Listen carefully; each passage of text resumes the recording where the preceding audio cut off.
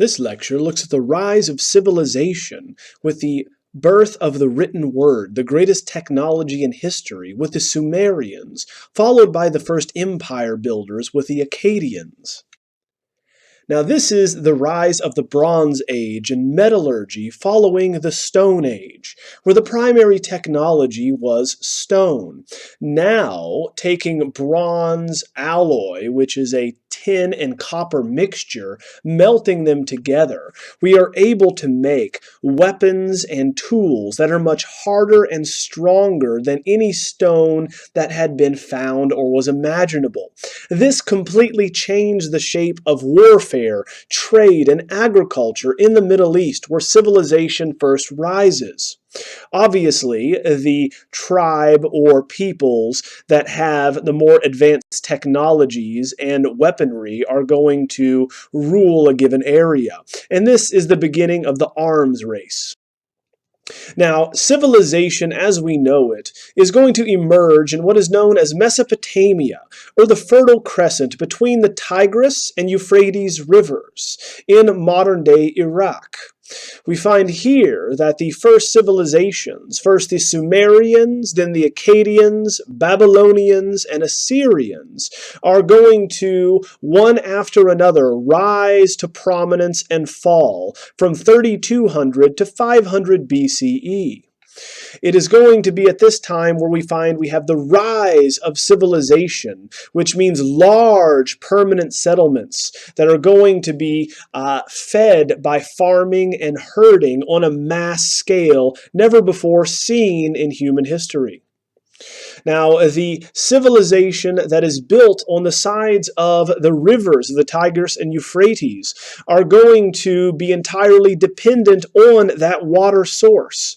For it is only in this area that sustains life in the Middle East, which is primarily a desert. If we look at a map of the land that actually supports agriculture, we can see why these areas were so sought after and were the location for so many wars and battles in the ancient world. We are fighting for resources with other humans. Egypt is going to be protected largely from invasion due to swamps or marshes in the north and then the desert on either side of it. However, the Middle East and modern-day Syria, Iraq, and Saudi Arabia, these are not going to be protected by natural physical barriers. Therefore, they are open to attack. It is in this area that we have annual floods that are going to occur when snowfall in the mountains are going to melt, thus making their way down to the fertile plains, bringing with it the silt and the rich soil that is deposited here. And so we have, much like fertilizer, very rich farmland that is going to be irrigated and taken advantage of by the first civilizations, beginning with the Sumerians. So here, the first civilization that invents writing in ancient Sumer, known as the Sumerians, are going to be not a unified nation, but a series of independent city-states in southern Iraq. These are going to include Umma, Girsu, Lagash, Uruk, and Ur. These cities would be one of the first, following the Neolithic model, to have agglutinative architecture or planned out grid-like patterns for these cities, who did not just spring up willy-nilly and randomly in the desert, but instead were part of a larger and more thought-out plan for what civilization should be. It is in these cities that we have the birth of a specialization of labor and institutionalization made possible thanks to writing. Once we now have enough resources and food to feed thousands of people, and everyone does not have to be engaged in making the food and raising it and harvesting it, this leaves open the possibility for humans to specialize in other things, such as learning how to read and write. Now, the first pictographs as we know them are going to be written with a stylus beginning in 3400 to 3200 BCE. Read from the top to the bottom, from right to left, the opposite of what we understand as English, we have cuneiform, which comes from the Latin term cuneus for wedge-shaped. So this is not what the civilization referred to as this first writing, but it develops in a similar fashion to all civilization. These small clay tablets would roughly be around the size of 4 inches by 6 inches on average, and be left wet to press these wedge-shaped styluses into, showing us, for instance, the symbol to eat in the lower left-hand corner, and used first and foremost to keep records relating to food. This cuneiform or wedge-shaped writing was used for business records. We, of course, expect the first remnants of human civilization and of this great technology to wield or yield the desires religiously and or personally of humans, but instead it was developed out of necessity in order to keep track of how to feed tens of thousands of people in these areas in Sumeria. The first epic was written in Sumerian, right, by the chronicling the Sumerian king of Uruk, who seeks immortality in the Epic of Gilgamesh. This will foretell the Bible and be very influential for the Hebrews, for it also details a great flood that is unleashed by the god Enlil, whereas a wise man then makes an ark and saves himself and his family. Thus we have the same story in an area where annual flooding was quite common, and the complete destruction of villages was not unforeseen and unconsidered. So we see here how this technology, developed first for necessity, was then used to record the belief system of these civilizations and then reveal how they structured themselves based on this hierarchy. The gods referenced in these Sumerian epics relate to the Sumerian creation myth that tells us quite a bit about the civilization. For in the beginning, like the ancient Egyptians, we find the sea goddess Namu existed in darkness. She will produce the first two male and female aspects of the universe on a male sky god, just like the ancient Greeks and Romans. Men were in the clouds, and Ki, the female earth goddess, who would become Gaia for the Greeks. These two mate and produce a son, Enlil, who in turn separates heaven and the earth, just as Kronos would his parents. He then replaces his father and carries off his mother, incestuously producing the pantheon the Sumerians would know, such as those goddesses we'll talk about next, in charge of each city. Now, they create humans and bestow kingship, and this notion that the kings worship them, and through the divine right to rule, these gods are going to approve of this type of rule and worship. We then find that they warn of an impending flood and to create an ark. Thus, we have the cycle of worshiping the gods starting anew. Now, each one of these city-states is ruled over by a different god. Rulers and priests are going to then be representatives for these gods, much like priests and popes are today.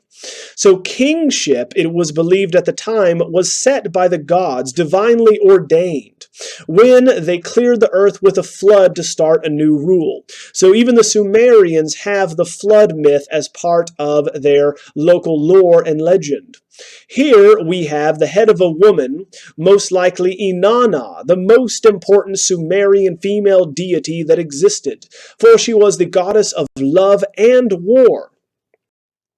Now, originally, this would have been a full-sized wooden body, polychromed, that being painted to look as realistic as possible, with a wig and inlaid eyebrows and eyes, most likely cowrie shells again, that were painted. Now, she would have looked as lifelike as possible and placed in a shrine. Now, these are found in temples, which are atop ziggurats. So we find that deities are going to be adopted, invented by the Sumerians, and adopted by other cultures. For Inanna, the most powerful goddess in this culture, becomes Ishtar for the Babylonians, and then she will become Venus or Aphrodite for the Greeks and Romans, the goddess of love, and generally shown nude. Goddesses are generally not shown nude in the Western world, world until her adoption. Now, this was actually stolen in 2003 when the US invaded Iraq. It was later recovered, although it was damaged, being stolen from an Iraqi museum. So therefore, this continues the argument that we have throughout history up until today with destructions of antiquities the world over, but especially in the Middle East. That being, should we take these objects in order to preserve them for cultural posterity if the civilizations cannot afford to protect them themselves, much like Egypt in the crisis that they are in right now. Hence, we have the argument for the Elgin marbles taken from the Parthenon by Lord Elgin. So the British government still refuses to return them, with the argument that the Greeks cannot properly take care of and conserve their history.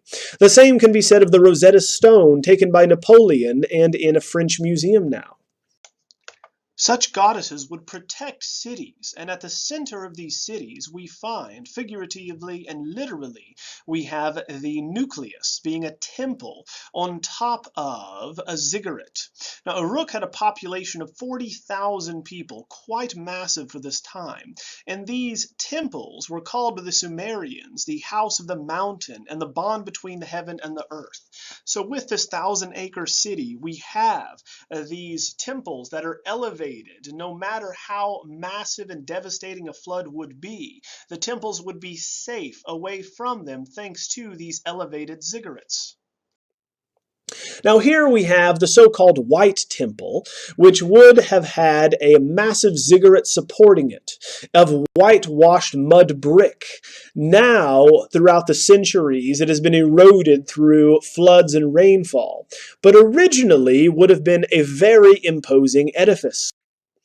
The ziggurat, as the Mesopotamians are going to use them, are a high elevated platform, generally 40 feet above street level, oriented towards the cardinal points with a temple on top that has a cella inside, a central hall, where you find the images of the gods and where you would worship them.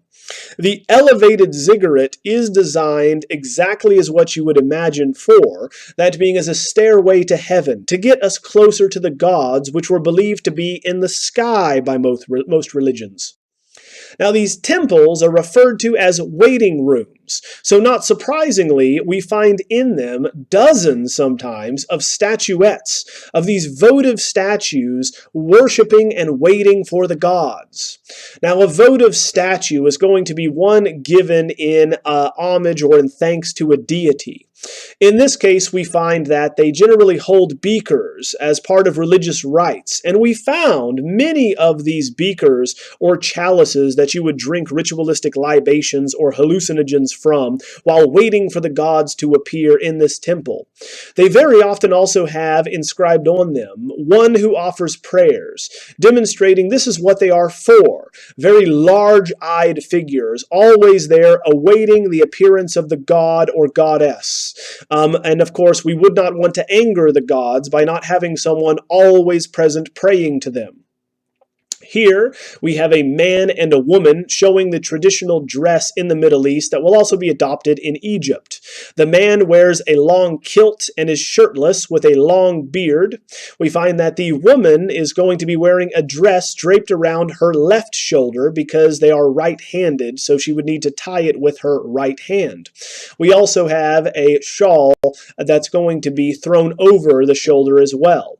It is a long ankle-length dress. And even in this instance, we would have had a family unit, since you can see the remnants of a child's set of feet next to the mother here. Now, the statuettes are going to be either seen on their own or praying to deities in front of, say, a cult statue such as that of Inanna we looked at. So we could have them literally praying to an image of the goddess that this is dedicated to, always ensuring that she would be satisfied. So here we find an example of what they might be praying to with a realistically painted, with real hair and inset eyes goddess. With heads upturned and eyes wide open, these votive figures are going to stand in waiting rooms, as they are called, for the gods, waiting for them to appear, or, on the other hand, possibly constantly worshiping them. These massive eyes are going to go back to the Neolithic settlements that we looked at, like at Katal Huyuk, where we have the emergence of large-scale monumental sculpture.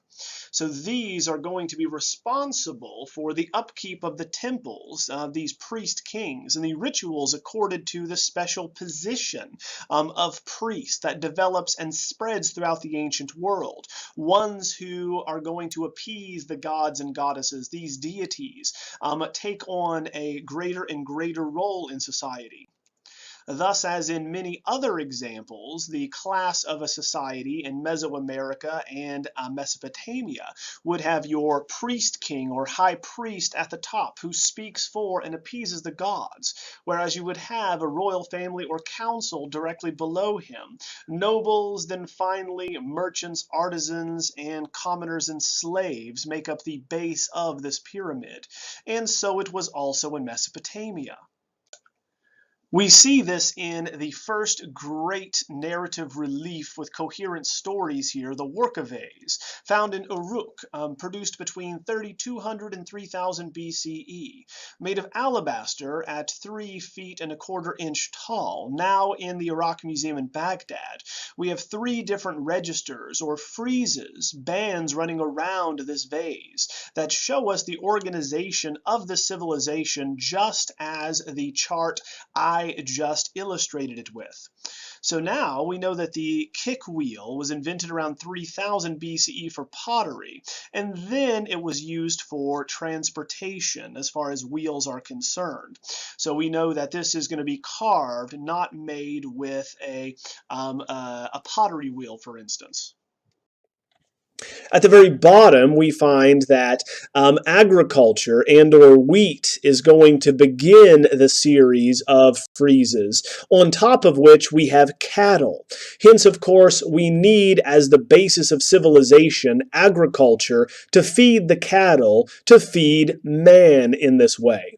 So we have, thanks to the goddess's blessing, the growth of crops and the abundance of livestock. Again, the livestock is going to be shown in composite view with the eyes in profile. The horns are going to be seen frontally and the legs are in profile. Men as well are shown in composite view carrying votive offerings to the goddess above, all of them being nude men, not women in this instance. So they carry additional crops and animals in order to give in thanks as a votive offering, which is a gift in thanks to a deity for something they have done for us.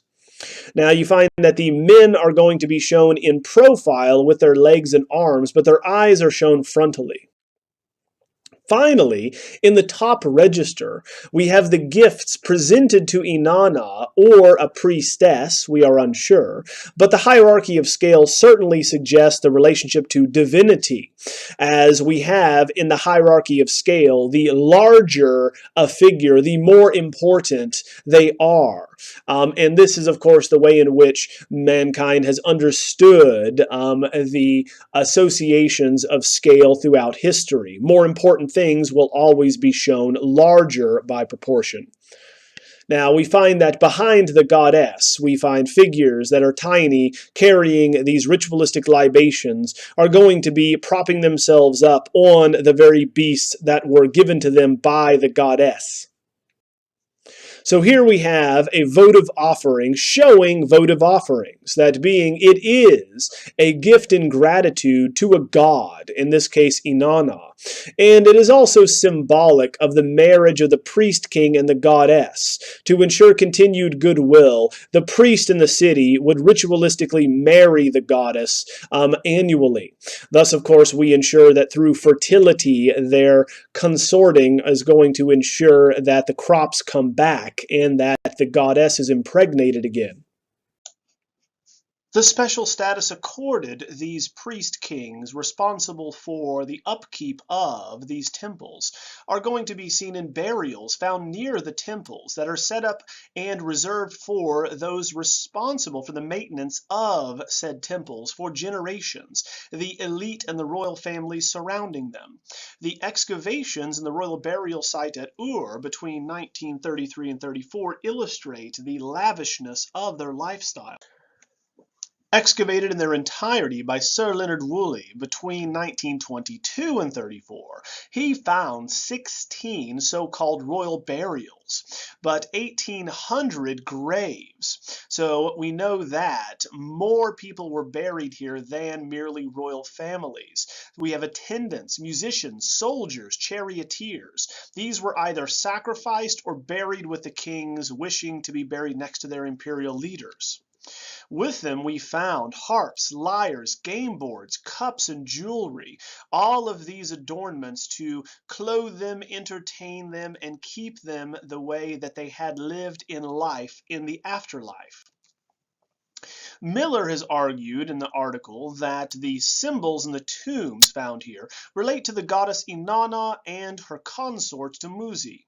This evokes fertility, especially with a reference to apples, dates, and twisted wire representing sheep or Dumuzi's flocks. We can see that in the so-called Queen's Tomb here at the Royal Cemetery at Ur, with very lavish headdresses that are going to adorn the so-called queen figures.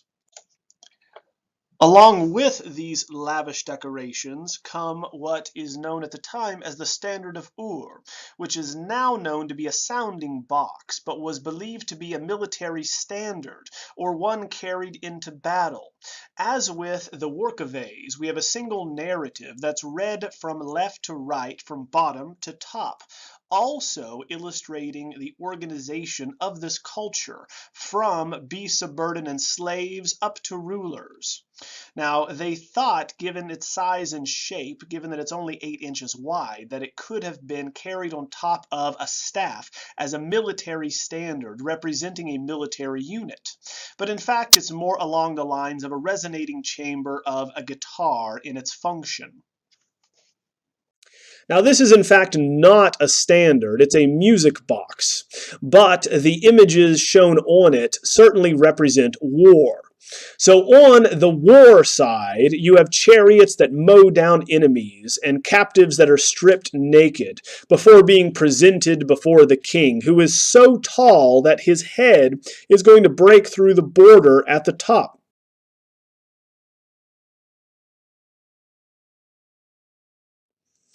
Now we find that men on the peace side are going to carry this war booty, which generally will be the livestock and slaves of a given population that they defeat, a common practice in the Middle East in antiquity. So we find them bringing these animals and slaves back home for a great banquet, where the king, again, the largest individual at the top, is going to be served wine and listen to music. In fact, we find the same motifs in several Sumerian examples, with these figures with grass skirts that do not have shirts, bringing food and wine to a jubilant ruler who is seated, enjoying the spoils of war.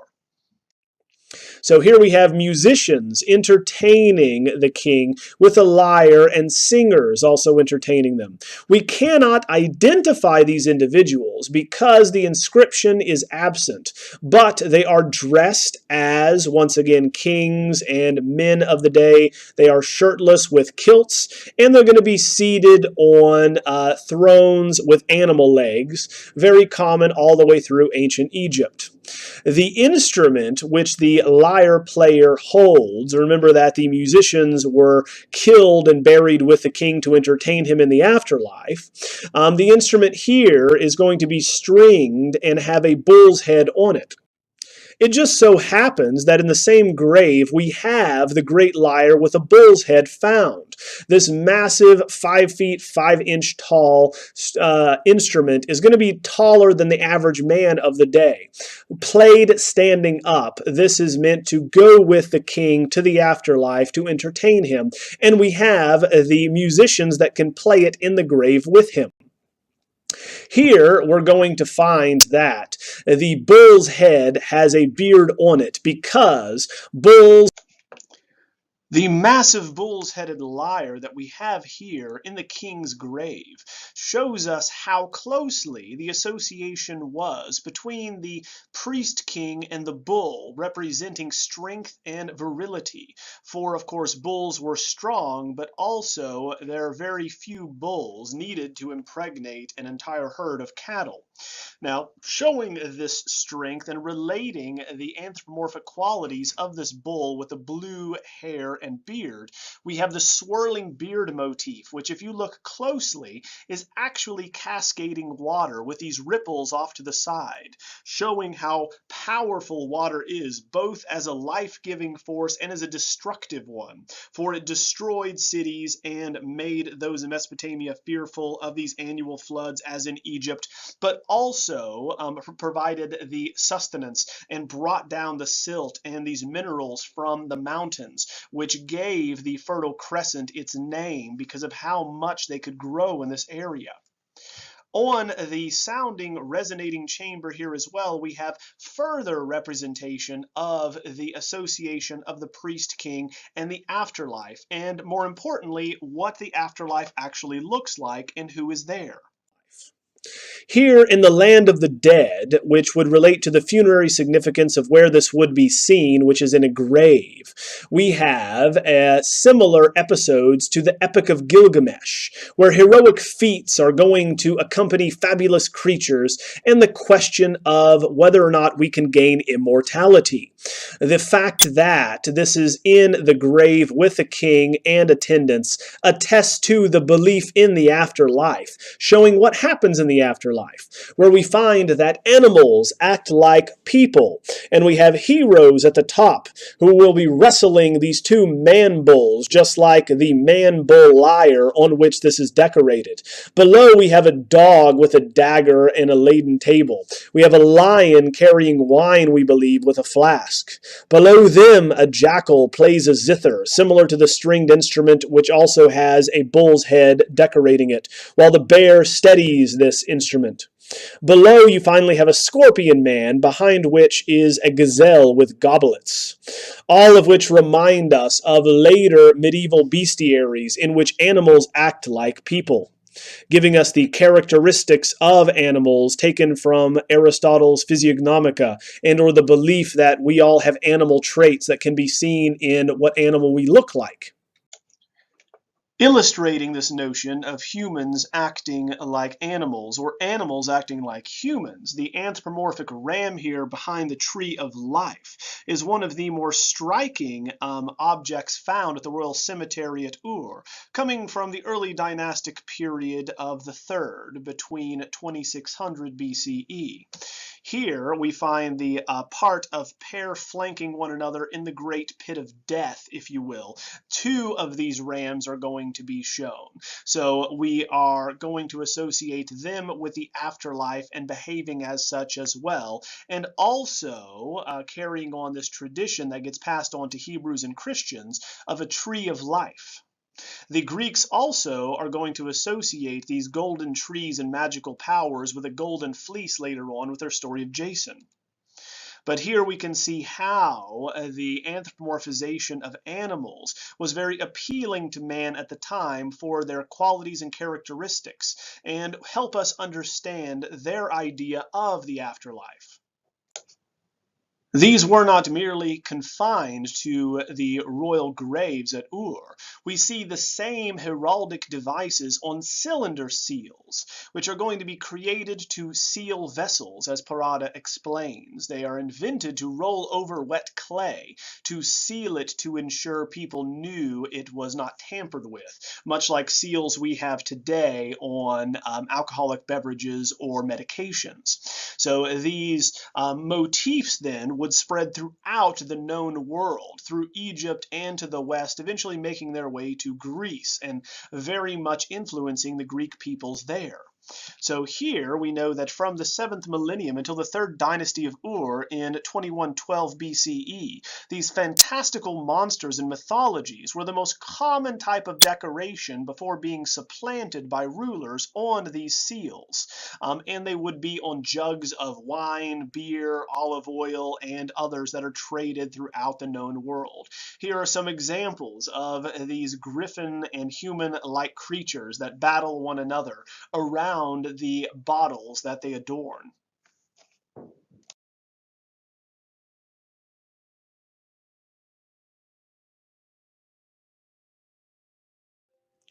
Turning to the Akkadians, we have the first true king, is what his name means, Sargon, establishing the Akkadian dynasty, in which we have a new concept of royal power, where loyalty to the king is paramount, not the city-state. Thus we have the ability to transcend small, local, regional rulers, to have an absolute monarchy ruling over a vast, vast area. So we find that we expand the extent to which Akkad, hence the Akkadians, is going to extend out to.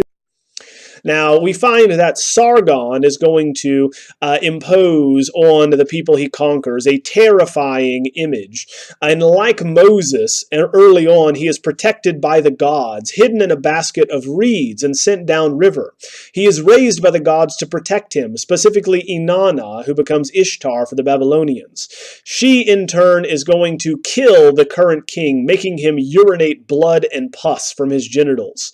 And she does so to put Sargon in power. Thus, people should fear him because gods are on his side and will punish them. To show the true extent of this new godlike ruler, we give you the head of an Akkadian ruler here from Nineveh.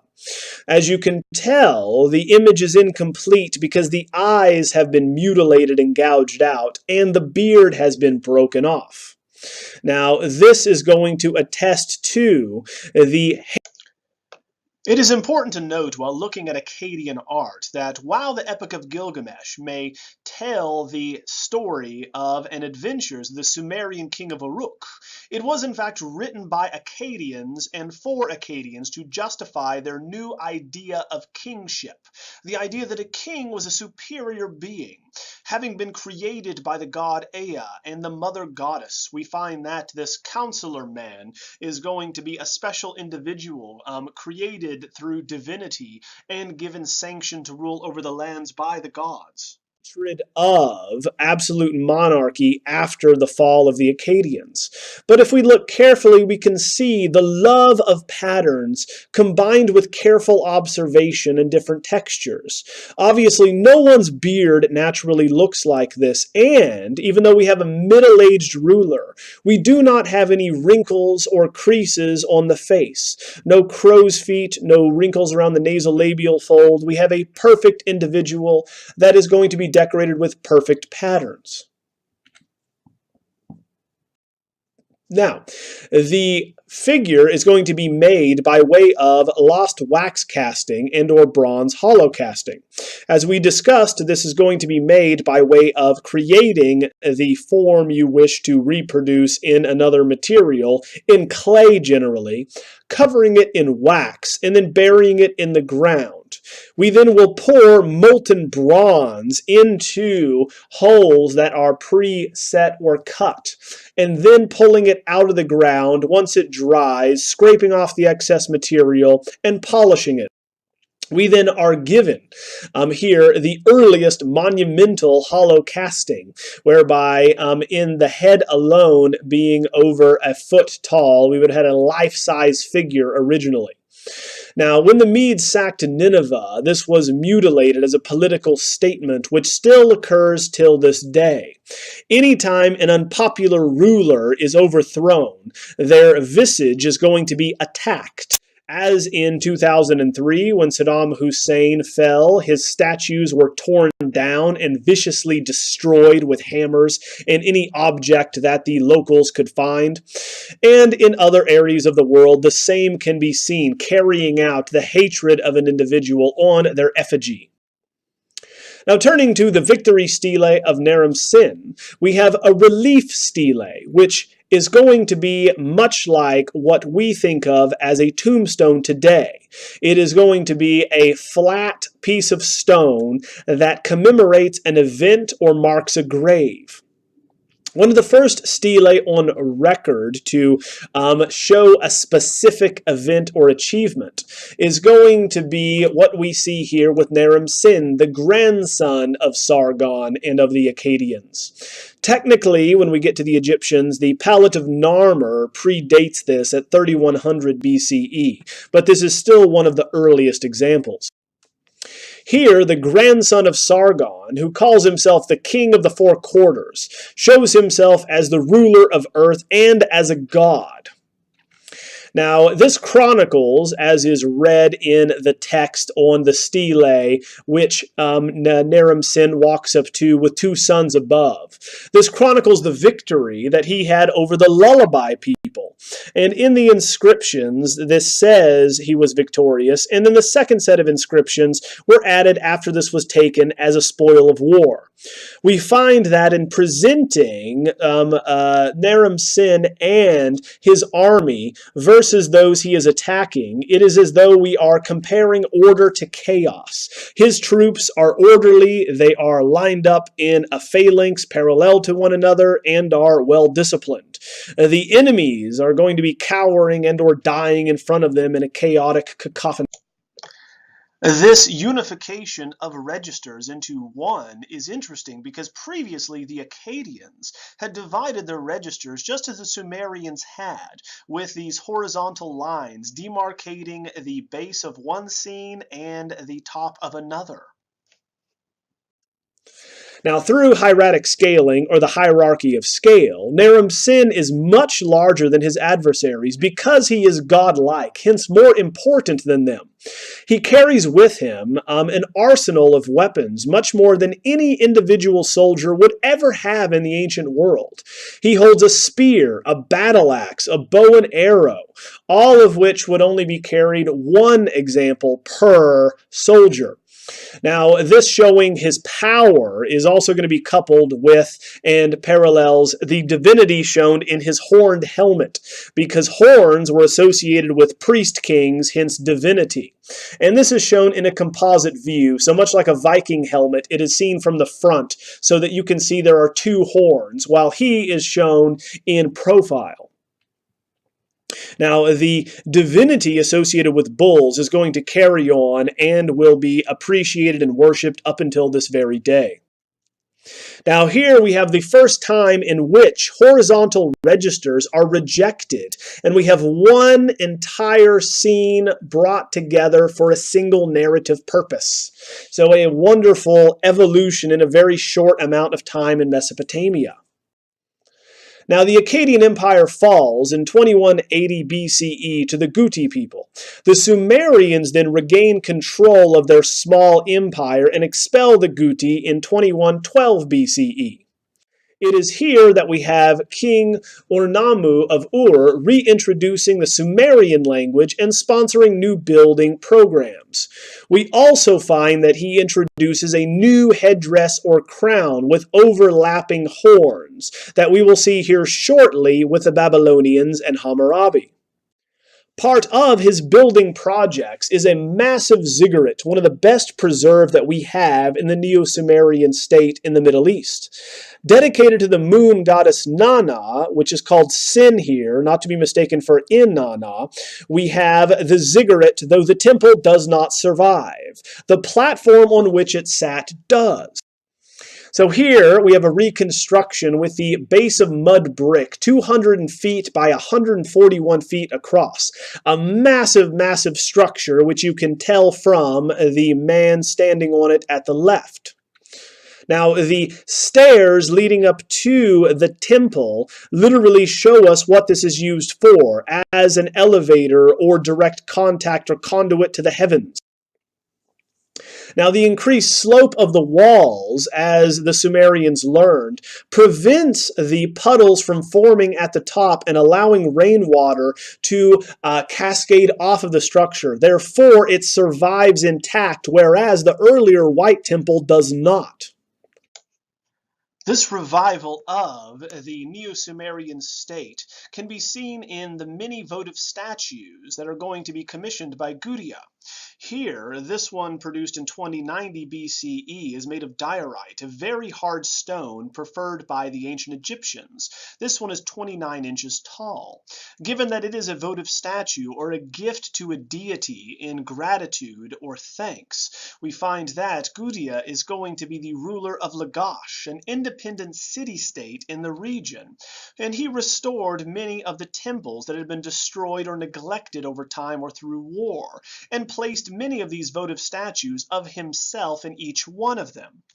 In it, he continues the tradition of these votive statues going back to the emergence of the tradition in Sumeria and ancient Sumer, as we talked about at the outset of this class, where we find these individuals will be wide-eyed, looking upward, holding a vessel or beaker. In this instance, we find that Gudea holds a vessel that pours out water with leaping fish, the source of life itself, it would seem, controlling and harnessing the power, the destructive powers we've discussed of these floods. He wears new garments. A long exposed right shoulder is more common to female attire previously, so a more effeminate dress, with a wide-brimmed cap, which would make its way into the Yugoslavian tradition or Slavic tradition, as we will talk about in ancient Rome. What we have here with Gudea, it's going to be compared to earlier rulers like Naram-Sin, is going to be a dedication that these rulers have to the gods and how they sanctioned them. The gods, in turn, after receiving these votive statues and offerings, support these rulers who are shown youthful, beautiful, and powerful as rulers. So here in ancient Mesopotamia, we have the emergence of monumental temples to the gods and the new conception of godlike rulers, both of which are necessary in order to understand and lead to the Egyptians. So next time we will continue on with more of these cultures in Mesopotamia, looking at the Assyrians, Neo-Babylonians, and Persians, with the establishment of the first universal law code.